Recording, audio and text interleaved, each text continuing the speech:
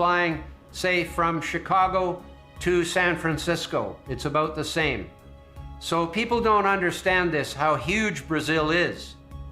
Essa é uma afirmação que acaba um pouco com essa boba discussão que estão fazendo que o Brasil cresceu a sua produção à custa dos seus recursos naturais.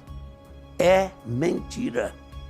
O Brasil cresceu a sua produção porque ele soube recuperar um bioma degradado que é degradado aqui na África e na Ásia. Lá tem cerrado também. Mas se a preocupação com o meio ambiente não explica a marcação cerrada que o Brasil vem sofrendo, o que explica? Em 2009, tivemos uma pista dessa motivação no documento Farms Here, Forest There. Fazendas para nós, floresta para eles. Que era um trabalho da Associação dos Fazendeiros Norte-Americanos. Eles contrataram uma equipe muito competente que tinha servido ao governo Clinton lá no Tratado de Quioto. Farms Here, Forest There. Fazendas aqui, florestas lá. Que é o quê? Uma orientação para o governo norte-americano pressionar a produção agrícola brasileira com uma espécie de tributo ambiental. Ou seja, criar uma legislação tão forte que gere um custo para a agricultura brasileira. Onde os Estados Unidos demonstram o quanto eles ganham enquanto a gente preserva. Porque eles produzem, eles exportam, eles não têm nós como nosso produto como concorrente no mercado externo, principalmente o mercado asiático, que é um dos maiores. A estratégia é o financiamento de ONGs e de organizações que pressionam o governo e a mídia pela aprovação de leis que impeçam o aumento da produção brasileira. A proposição do estudo é clara. Aumentar a proteção às nossas florestas significa prejudicar a produção do Brasil e, consequentemente, beneficiar a americana. No ano 2000, a agricultura brasileira exportou 21 bilhões de dólares. 20,6, 21 números redondos. No ano passado, 20 anos depois, 100,8 bilhões de dólares. 5 vezes mais em 20 anos. Nesse período, nós tivemos aquela crise financeira de 2008, 2009, 2010, em que o comércio mundial despencou. O agro brasileiro não. Cresceu 5 vezes. O que é isso? Eficiência, competitividade, competência. Se você aumentou exportações, alguém perdeu o mercado. Quem perdeu o mercado não ficou feliz com você. Mais recentemente, já em 2017, eu não era mais ministro, mas participei de um jantar na Embaixada da China. Estava lá o presidente da Câmara, na época o Rodrigo Maia, e um representante do governo, que era o governo do Michel Temer. E o embaixador puxou um celular, mostrou, disse: olha, ministro, falando comigo, a China vai depender cada vez mais do Brasil. Eu entendi o que ele queria dizer, mas eu disse: fale aí para o presidente da Câmara, embaixador. O que ele queria dizer é o seguinte, é que a segurança alimentar da China dependia cada vez mais do Brasil, da nossa produção de grãos e de proteína. Então essa é a força do Brasil, isso gera um desconforto lá fora, do ponto de vista comercial, sempre gerou e gera cada vez mais. O mundo hoje depende do Brasil. Eles ficam loucos de raiva com isso. E aí começam a jogar pedra. O problema do desmate é um problema de crime, não é do produtor. Ninguém desmata a Amazônia para produzir 1 grão de soja.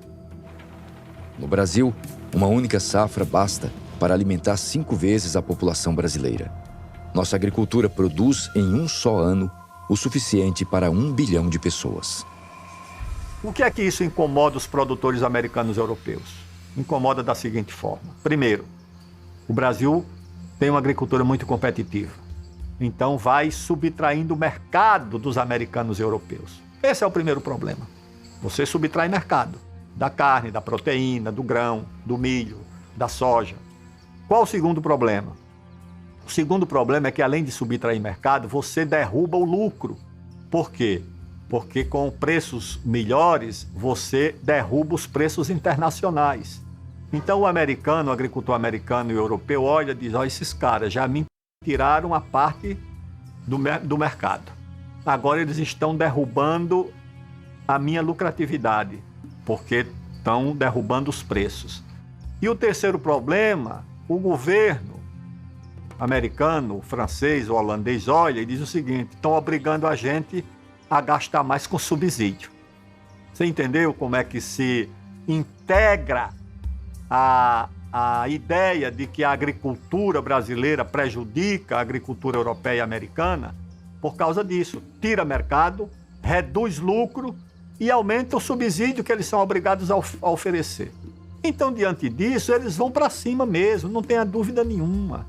Quando a gente alega que essa agricultura é uma agricultura que não é benéfica para o meio ambiente, na verdade a gente tá observando o exercício de interesses protecionistas, anticompetitivos, com o argumento de que seria um problema ambiental. Na verdade, não é. Em junho de 2019, depois de 20 anos de negociações, um acordo de livre comércio entre a Europa e o Mercosul foi assinado.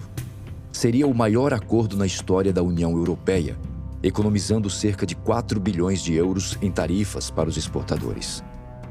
Mas, graças à interferência de países como França e Irlanda, talvez o acordo nunca entre em vigor. A estridência francesa foi tanta que a revista Forbes publicou uma matéria chamada O Veto de Macron ao Mercosul, perguntando se os incêndios da Amazônia são, na verdade, uma cortina de fumaça para o protecionismo. Só a França recebe 7,35 bilhões de euros em subsídios por ano, mais do que qualquer outro país. Ninguém quer perder esse subsídio. E Macron começou a ser pressionado pelos agricultores franceses na questão do acordo com o Mercosul. Los agricultores franceses recibieron el sábado con silbidos al presidente Emmanuel Macron, que visitaba el Salón de la Agricultura de París. Los productores se mostraron preocupados por un posible acuerdo comercial entre la Unión Europea y el Mercosur. Los ganaderos franceses temen en particular que Europa importe más de 70.000 toneladas anuales de carne bovina sudamericana. Well, why did the French go into it then? Well, to protect their inefficient farmers from commercial competition. O agricultor europeu e americano não é propriamente um agricultor de mercado. A agricultura europeia não é uma atividade de mercado. Ela é uma atividade semi-estatal. O agricultor europeu é quase um funcionário público. Ele recebe tanto subsídio do tesouro dos países europeus que, para ele, o mercado é uma coisa secundária, porque, independentemente do preço do que ele produz, o governo vai garantir a diferença. Garante o preço do leite, garante o preço da vaca, garante o preço da beterraba, da uva, do queijo. Tudo isso é garantido pelo Estado, com o subsídio. O americano vai no mesmo caminho. Aí entra uma agricultura tropical, baseada em disponibilidade de terras, de água e de conhecimento de tecnologia fornecida pela Embrapa, com uma classe de produtores bastante experiente, que vai expandindo a produção numa área nova que é o Cerrado. Quem briga com a gente não são países, são empresários, são comerciantes, disfarçam-se, né? Pela conversa do presidente, etc. Mas a competição se dá entre empresas. As empresas brasileiras de alimento passaram a se tornar muito competitivas, oferecendo bom produto, né, por preço mais barato que os nossos concorrentes. Carnes, por exemplo, carne de gado, carne de frango, né? Agora carne de suíno, fora grãos. O Brasil hoje coloca uma carne de qualidade muito mais barata lá na Europa do que a carne que eles costumavam comprar, que era da Irlanda. Você acha que o produtor irlandês está feliz com esse crescimento do Brasil? Que consegue produzir uma carne melhor que a dele, num custo muito menor, e a carne chegar na Europa ainda competitiva? Não tenha dúvida nenhuma que eles vão para cima. Eu vi uma vez, lá numa cidade dos Urais, na Rússia, estava havendo uma reunião dos BRICS, e a presidente Dilma foi ter uma conversa com o presidente Putin, da Rússia, e eu acompanhei a conversa. E lá, pelas tantas, ele diz: olha, Dilma, nós vamos ampliar os nossos contratos de fornecimento de alimentos com o Brasil e com a Argentina, porque nós não queremos depender de segurança alimentar de países que submetem a Rússia a sanções. Então não pode ter ingenuidade e achar que não tem problema. Ah, vai ser ocupação militar? Não. É uma ocupação diferente. A ocupação é ocupação econômica, é você imobilizar o patrimônio, a fronteira agrícola, a fronteira mineral. Essa é que é a situação que está em jogo, na minha opinião, ali na Amazônia, que vai dar muito trabalho ao Brasil, trabalho diplomático e trabalho na área de defesa também. Em 2016, um relatório do Programa Ambiental da ONU já apontava: metade da terra protegida na América Latina e Caribe fica no Brasil, que é a maior rede de área terrestre protegida do mundo. Um relatório da OCDE afirma: o Brasil se tornou um dos maiores contribuintes no aumento de áreas sob proteção ambiental. Entre 2003 e 2008, foi responsável por mais de 70% das novas áreas terrestres colocadas sob proteção. E em todos os comparativos ambientais, o Brasil se sai melhor que os países que querem ensinar a conservar a natureza.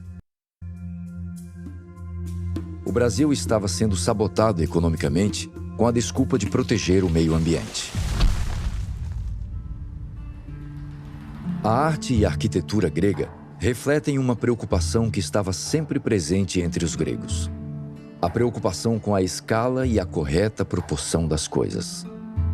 Platão diz que a cidade ideal deveria ter no máximo 5.000 cidadãos.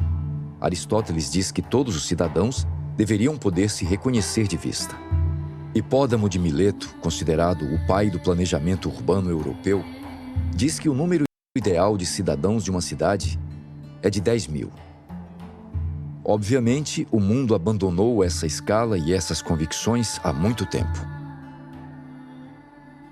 Fomos arrastados pelos cavalos a vapor do progresso e provamos ser possível criar um país com centenas de milhões de cidadãos. Mas o instinto de querer descobrir a escala ideal para cada coisa ainda ressoa como um aviso inquietante que não se cala. O ambientalismo moderno parece obcecado em fazer valer um ideal ainda não descoberto. O cientista C. West Churchman usou o termo problema perverso para se referir a um tipo especial de problema que é difícil ou impossível de resolver, pois nosso conhecimento a seu respeito é incompleto ou contraditório pelo grande número de pessoas e opiniões envolvidas e pelo grande custo econômico. Além disso, os esforços para solucionar um problema perverso acabam revelando ou causando outros. A FUNAI fez uma avaliação da nossa propriedade sem autorização nossa e sem mandado judicial. E eu até hoje não recebi indenização alguma. Para piorar, problemas perversos não têm uma linha de chegada para marcar definitivamente sua resolução e o fim dos esforços empreendidos. Tecnicamente, na década de 20, o SPI teria atendido por absoluto as necessidades dos indígenas. Décadas depois, como assistimos atualmente, essas comunidades indígenas seguem com reivindicações infindáveis. Se o Supremo Tribunal Federal bater o martelo na antítese do indigenato, as demarcações de terras indígenas, da forma como vistas hoje, isso não terá fim jamais. Os países que assinaram o Acordo de Paris concordaram em limitar o aumento da temperatura global média em 1,5 graus Celsius até 2030. Mas Alice C. Hill, do Council of Foreign Relations, um dos principais think tanks do mundo, disse que o Acordo de Paris não é o bastante. O acordo foi apenas o primeiro passo. 12% da superfície de terra no planeta está protegida. Esse número já ultrapassou o mínimo de 10% de área proposto há mais de uma década em Caracas. Agora, já se fala de uma meta de 30% de áreas protegidas em 2030. Existe um mínimo, mas não um máximo. As grandes iniciativas ambientais globais têm um começo, mas não têm fim. Não existe uma linha de chegada. Só há dois caminhos para organizar um projeto social: a cooperação e a coerção. E se a cooperação é impossível, só restará aos governos o uso da força.